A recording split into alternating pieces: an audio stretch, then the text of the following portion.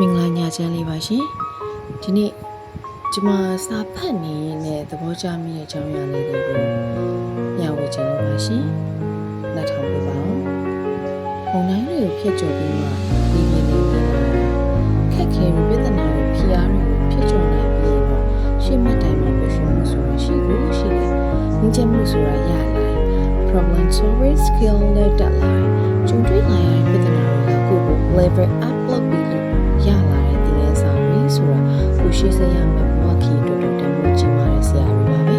။ဒါကြောင့်ပြဿနာကြုံလာရင်စိတ်ပြတ်မသွားပါနဲ့။နောက်တော့တော့ပါနဲ့။အားနေပြီးမလျှော့နဲ့။ဘာမှမလုပ်တဲ့သူကဘာခက်ခဲမှမကြုံနိုင်ဘူး။ခက်ခဲဆိုတာအောင်မြင်မှုရဲ့လမ်းစာတွေဖြစ်တဲ့ပြဿနာတွေကြုံလို့ဆို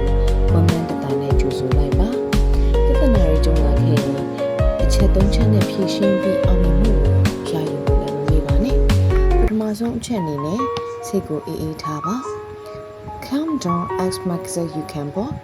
ဒုတိယတစ်ချက်အနေနဲ့ပြဿနာကိုလက်ခံပါ flag လောက်ဆရာမလို့လား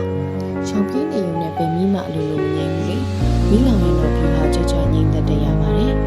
နောက်ဆုံးတစ်ချက်အနေနဲ့ဒီပြဿနာတွေမှာကိုယ့်အတွက် opportunity ဆိုတဲ့အခွင့်အရေးတစ်ခုပါ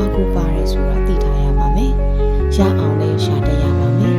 ပင်လေးပြင်မှာရွတ်လွတ်မှတော့မုန်တိုင်းထန်နဲ့လိုင်းတန်နဲ့ကြုံရမယ်လေပြင်းညှင့်တွဲလဲကလူကြည့်စဲမှာပါပဲဒါကြောင့်လိုင်းကျန်းလေးဆန်မုန်တိုင်းထန်နဲ့ကိုယ့်ကိုယ်ကို